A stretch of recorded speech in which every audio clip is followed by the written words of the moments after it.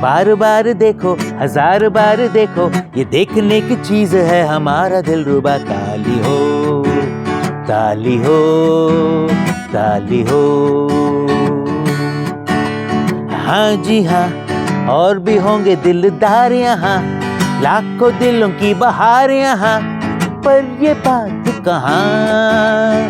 हाँ जी हाँ, और भी होंगे दिलदार यहाँ, लाखों दिलों की बहार यहाँ, पर ये बात कहाँ। ये बेमिसाल हुस्न लाजवाब ये अदा। ताली हो, ताली हो, ताली हो। Well, that was a famous Bollywood song titled Bar Bar Dekho, which also happens to be one of the favorites of my next guest. And that is Pratik, who is the general partner at Levitate Labs, which is an India-focused venture fund sharply focused on the Web3 ecosystem. And who else better qualified than Pratik to have this conversation with me around whether India would become the hub for Web3 startups in 2025. So let's get on with the chat. Good afternoon, viewers. I have with me today Pratik, who's the general partner at Levitate Labs, which is a Web3 native India-focused venture fund. So Pratik, it's great to have you on the show today. Thanks, Thomas, for inviting me, and looking forward to our conversation. Yeah, absolutely. And I've always been intrigued about how the Web3 ecosystem in India is evolving. So I thought, no better than you to have a chat with, to really figure out whether India would emerge as the Web3 startup hub, in 2025. Lots of things will happen in 2025. And, I'm sort of figuring out whether India would actually emerge on the forefront of Web3. So, it's great to have this chat. But I thought it might be good, Pratik, just to get the conversation going. Maybe you could tell us a little bit about your own personal Web3 journey. Yeah, so I got into Web3 just post-COVID. Was associated with few of the accelerators in the past, and being in the founder's shoes myself in the previous 5 years in the Web2, I was more intrigued into the operator space. So that's where naturally the venture fund sort of thing came in. So started investing right from that capacity, and it's been like almost 4 years now. And I think the investing journey is going on pretty well. I mean, we've been fortunate to invest and support few of our Indian entrepreneurs and see some success stories emerging, right? Because at the end of the day, we want to have that KPI as well. What sort of success metrics were generated, and back few use cases which are really making some impact, over here in India, over there in the world, uh, you know, in that particular way. Yeah. Yeah, fabulous. So, I mean, great to see someone who's been here for 4+ years in the Web3 world. I'm a relative newcomer to Web3. I've been around less than 2 years. But it's I mean, when in the Web3, when you get into it, your learning curve is rapid, right? I mean, there's so much of innovation happening. Every day is a new day. And I know you and I don't think we've probably ever met in India, right? I mean, you're in Bangalore, I'm in Delhi. Most of our meetings have been in either in San Francisco or New York or Denver or whatever it is, right? At all these conferences. And, those are great learning opportunities because get to meet a wide cross section of people. So most of my learning has come from, my own colleagues at Zeeve, as well as, people that I meet around the world at all these conferences. And it's never a dull day. I mean, I find it so exciting to be in Web3. Right? Yeah. I mean, yeah, absolutely. I think that's the beauty of this industry, right? Either high or low, Yeah. there's always some entertainment activity which is going on, Yeah, absolutely. which seems to be very stupid when you look from outside. Yeah. But if you're really into the system, you're absorbed by it, and then you know what sort of the culture, the communities, what sort of Yeah. things are playing around. So it's always exciting day in Yeah, here. absolutely. Yeah, so perhaps Pratik, we can dive a little deeper into what Levitate Labs is all about, maybe a little deeper. What kind of traction you've had, yeah, and maybe you can also clarify. I mean, are you more like a venture fund, or it's an accelerator, or it's a combination of actually both of these? Because when I was looking at your website and trying to, I think you had some unique positioning of Levitate Labs. So it'll Yeah, be great to hear from you on all sure. that.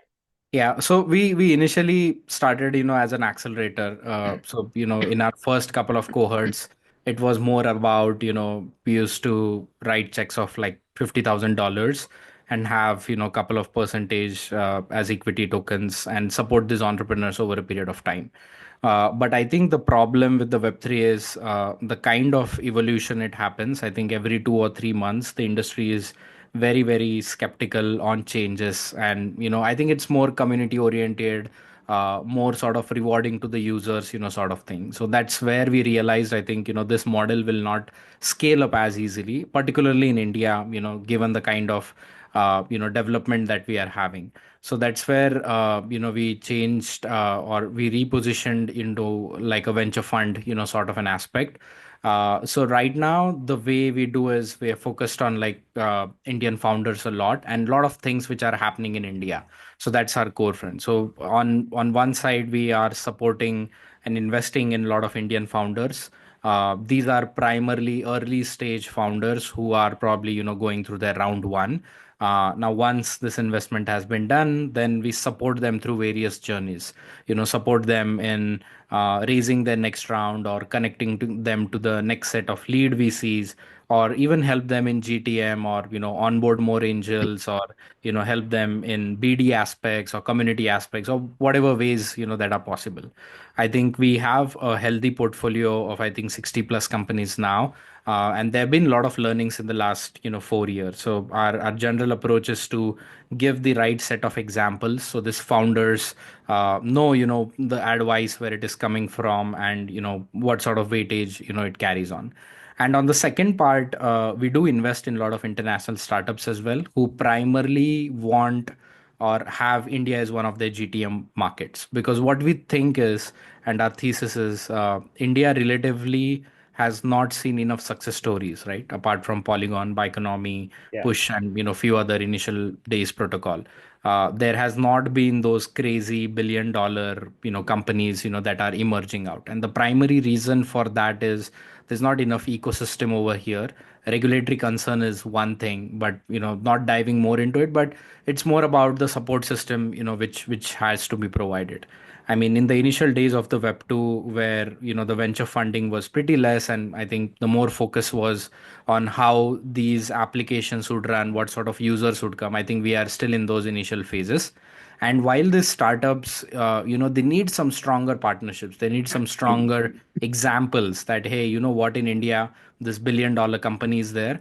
Their vision is pretty clear. They are very sharp on what sort of target they want to achieve, how they're operating, and something. So that's where our second thesis of investing into international companies and having India as one of their GTM. Then we introduce them to our early stage or India focused companies, and that's where the cross collaboration happens. We were skeptical initially when we took this approach, but I think in last 12 months we have seen enough success stories, and I think we are doubling down on that aspect. So that's more about Levitate. And generally, I mean, the whole team's approach is to support the founders. It doesn't Yeah. matter whether we are investing or not investing or something, but we have a very, very fair approach on, say, if that particular company does not lie in the thesis, we help them with a lot of connections. We organize a lot of demo day events in India and internationally as well. So we give this opportunity to a lot of these founders to come and present with larger set of international VCs, get the feedback, and then move ahead. So our focus is like India success stories, and have some really credible use cases coming out. Yeah, so I'm a little intrigued around this entire concept of early stage, companies. In my earlier avatar, I used to run an accelerator of my own, like which was focused more on the HR tech space. And these were mostly early stage companies. And what I realized was that it took me about 3 months or so to really figure out if that company would make the cut, right? I mean, that level of engagement was required. And I figured out that, look, there was a lot of effort required to establish product market fit, right? A very critical component. And as part of the product market fit, acquiring the first few customers, right? To really first few paying customers, apart from some pre POCs and so on, to really make sure that is that your customer is actually saying, who's cutting a check, is actually saying that, look, that actually your proposition is actually working for me. And what also happens is that once you have paying customers, then you're showing some revenue. And then when you have revenue, it's much easier to raise capital, right? And then, of course, how do you scale them across geographies and things of that kind? So the challenge really, I mean, I guess to a lot of accelerators and other VC funds would be, how do you really assess an early stage company, right? And how do you really make sure that it is going to be a viable proposition for you, particularly if you're the only fund or the only accelerator which is cutting a check into that particular company? Because in the failure, and you may not have those 3 months like I used to have, because mine was I didn't have a fund. It was only hands-on support to these early stage companies. So I could afford a 3-month dating phase before figuring out whether we had to go the whole way. So I think that could be a significant challenge. So how do you really determine whether this particular startup is viable, uh, whether it is scalable, and whether it can make a difference, in a short period of time? Yeah. So I think traditionally, if you see, Thomas, I think a lot of these companies who have gone to the next level of success, I think that community orientation has been one of the most fundamental, aspects of in it. And I was debating the earlier day with few of my colleagues saying that why, Web2 founders Yeah, or someone, who are coming have not been, predominantly successful, because it's a very different, a complete environment where I think the focus is lot on the users, lot on the other aspects of it. And I think you see that right from the tokenomics perspective, because with founders and advisors, I think it's just 20-25%. Rest is all, for other efforts, which goes on. yeah, So I think it's a whole level, different field, and that's why we need those specific founders or that specific ideology if we want to see some success stories. So it right away starts on how big the vision is and yeah, how are you going to market that vision, because I think that is one of the most fundamental things. If you are not good into that particular aspect, then it's a very questionable thing, because there are tons of tokens out there, there are tons of yeah, innovations happening around. You need to stand out yourselves in some or the other capacity. So we really see that particular, is there a charm, or is there a a fire in that particular team or a founder to yeah, make it happen, to make it that sort of a big. And with the valuations that we go in generally in the first round, it's typically early stage, 15 to 30 million, sort of a general valuation range. So we obviously try to see how big this particular thing could be. So for example, if it is a DeFi project, we try to see what sort of other aspects it can be and how big it can be, and what sort of different strategies this team is pushing to really make it happen. And we get the answer over there. Does this team have that capability to do like a 100 or a 200 or a 500 million FTV, or more beyond that? Now yeah, we've seen some really crazy stories where from the first round itself, like we knew this founder has that capability to make it beyond $1 billion FTV. And those success stories have spun out because they have like a very specific focus on the yeah, what they want to achieve, and they are very very fundamentally aligned onto where this thought process is. Now the second or the other part of also thing is a lot of post the FTX and other things, a lot of founders have been focusing on fundamental part of it. Is this revenue generating? What sort of customer acquisitions has to happen? Do they have the clear roadmap on what the product is the product live, and do they have any sort of customers, what sort of adoption is being there. So certain set of things goes around that. Yeah. So it's a Yeah. mix of all these kind of things. And given our market, I think the hot narratives obviously change after 6 to 12 months, right? I Yeah. mean, Yeah. Absolutely. last year we saw AI, deepen, and meme coins really burst out, right?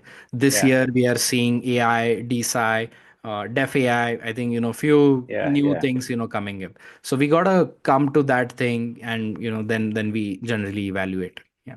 Absolutely. So now moving, diving a bit deeper into the Indian ecosystem as far as Web3 is concerned. I mean, we keep hearing a lot of positive reports in the press. I mean, we know there are 1,000+ startups. When India contributes to about 12% of the developer pool worldwide, I think second to the US, and people say by 2027 India will be the number one as far as the developer pool is concerned. But I think on the other hand, one also reads about a lot of people who are Indian origin. So they're based here. They, maybe start their business here.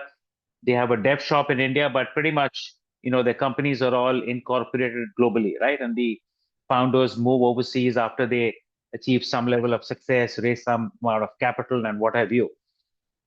So, and then, we're not, fully clear about, what the regulatory situation is, and and all that. What's going to happen if somebody wants to list a token in India, and how are the token treated by by the tax people, for the people who will own those tokens, and what have you. So so the question really is that, uh, is it that there is more hype at this point in time, or is this something solid happening at the grassroots level, and we will definitely see 2025 as a year when a lot of founders will emerge, a lot of startups will emerge in the Web3 space, and therefore it becomes very interesting for accelerators and investment vehicles like yours to have a piece of that particular pie. I mean, what's your take on the landscape and what exactly is transpiring there today, and how do you see it changing in, let's say, in the next 12 months? Yeah. So India is always an interesting, market, right? I mean, if you see the number wise, I think we are the second largest developer pool. I think 12 or 13% share in the entire world is where, these things are. So that's where we see all the ecosystem setting up their local shops, and, like really, helping and supporting these entrepreneurs to build applications on top of them. So it's a very suitable market from a bigger company to come into India, because obviously you have a lot of people, to experiment and play around with. But if you see the startup journey, generally, the reason why we haven't seen a lot of success stories, and still we have got that threshold time, is because we don't have like the bigger capitals coming out from here. We don't have folks who are leading the round, or we don't have people putting up these large check sizes. Now consider a scenario where a very sharp founder, he has some fantastic idea, and he has got the appropriate team to make this thing happen and make it there. If he's sitting over here, there's a very chance, I think, with the angels and with fund like ours, or suppose he can go max 200 250K. He can, there's no way to raise more capital than here. Now the next thing is he wants to have some contacts with venture funds. So it's either the east Yeah. part in Singapore, Hong Kong, where he tries to attend some workshops, make some connections, or then head to the US to have similar set of approach. Now since the ecosystem is not in the place, it's very hard for that founder to have communication channels with these folks, and stand him out over there. It's Yeah. fundamentally really hard thing to do. And that's where the funding cycles for a lot of these entrepreneurs are really at large, if you compare similar set of talent pools in the other parts of the world. And I Yeah. think this will fundamentally change only when we have a lot of support ecosystem in there, and it is happening as we speak. It's not that it's completely not there. Now there are some fantastic projects in the last year that have brewed from India. like BitsCrunch, like Kelp, like Open Ledger, who are, at the cusp of, like cross of 500 million FTV. Now, a lot of these foundations have pledged in to support, these entrepreneurs, and, we are working alongside them to support, this sort of things, and whatever the investors they have on the cap table, or Yeah, make sort of a consortium to help their ideas grow and, help them execution. So we're trying to bridge the gap where a founder comes, he's got a fantastic idea, he's got a fantastic team, he's got a fantastic product. Now, just let's help him, and, help him close the round, and, move to the next, steps of ahead. So it will happen. Good founders obviously, come in trenches. So, it will happen at its own pace. But I yeah, think the situation will drastically improve when we have a lot of, venture funds who are focusing on solutions, or, founders who are building over here. One other thing which is a bit back, Thomas, is I think the Web2 industry flourished because the products were made here, which were consumed here. So that right, cycle was, pretty much, and that's where we have, I mean, in a city like Bangalore, we have got 200 plus venture capital firms over here, right. because, they are looking at, all these companies who primarily are serving the audience here, or there. But in Web3, it's very difficult, because from day one, you have that global market, you have, those other scenarios. So it's taking time, but, we will be eventually be there. Yeah, no, I think that's true. I think maturing of the ecosystem is a very critical thing. Number one, number two, a significant Web3 market in India, and then we've heard some reports recently of some telcos getting into it very actively. Maybe things will change, right? Also, the government initiatives are happening, so I think they're more on the government side, but I think the concept of blockchain, Web3 will become more mainstream as people start seeing applications around them that they're using, which are more Web3 and sort of blockchain driven. Yeah, but from our perspective, from Zeep's perspective, we're trying to do our bit. We're saying that, look, can we really offer, because one of the things that we see in India is that a lot of founders, the first thing when you meet them is they want a grant, right? I mean, even before, I mean, I don't think the conversation is much around their value proposition and how are they going to make a difference, but it's more around, can we get some money, right, to actually start something, right? So, from our perspective, we have recently launched, with Avalanche L1, we have launched, at a price of which is actually a no-brainer. At $50, you could set up a test net, right? $50 a month. And at $995, you could, have a main net, which, so we've really brought down the costs, the prices is, significantly, and hopefully it should encourage, and we're starting seeing some traction in India. Quite a few Indian founders have started knocking on our doors, and we are having some of these conversations. So so how do you see us being able to, let's say, collaborate with Levitate Labs, given your focus being significant in India, and how do you see some synergies coming out of this? Yeah. I think what you guys are doing, and, with the recent partnerships, I think it's really helpful for a lot of early stage developers who Yeah, are still planting on that idea. They have the idea and they want to get into quick execution and quick adoption. I think, it's one of the fastest way. yeah, I think we can definitely explore a few joint programs, where the startups apply, and, then you guys provide some credits, or, help them in certain hand holding, and then, take it to the last. I think these could be the start of it, and then eventually we can see some strategic help to certain founders who are doing on some use cases, which really matter, here in India. So we've seen like couple of projects that are working with government on the blockchain technology in yeah. various government departments, to have it happen. So, that could be a fantastic, cases as well. Yeah, no, yeah, great. So finally, Pratik, I don't know, are you traveling to Denver, East Denver? Yeah, so you should join us on the 28th of February at East Denver. We are hosting a roll-up and app chain day, and Avalanche is going to be co-hosting with us. And we expect some great keynote speakers, some exciting debates on various panels and fireside chats. So that's the third of our roll-up days, roll-up app chain days that we're running. We're very excited, and yeah, I think we should catch up in Denver next, right? We don't meet in India, but we'll meet in Denver next year. So thank you so much, Pratik, for your time. It was great to understand your take on the Indian, Web3 startup ecosystem, and some of the challenges that some of these startups are facing, and also the fact that this ecosystem, with the investment environment and so on, that has to evolve, right, to make it a lot more vibrant. But yeah, but what's your final note? I mean, do you think 2025 something significant will happen with startups in India?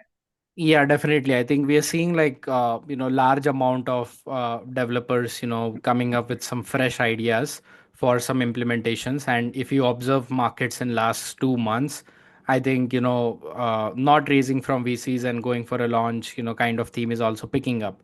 So if these Yeah, folks are quick enough, they understand how the market sentiment is. yeah, They partner with right sort of people and do blast on marketing. I'm pretty sure we'll see some success stories coming out. And apart from that, I think we've also got some global funds who are looking to have some serious investments over here in India. So right. hopefully this year is going to be more fruitful for a lot of these companies. Yeah, that sounds very encouraging and very exciting, and we hope that 2025 something significant will happen here. So thanks so much, Pratik, for your time. It was fantastic chatting with you, and we'll see you in the next couple of weeks in Denver.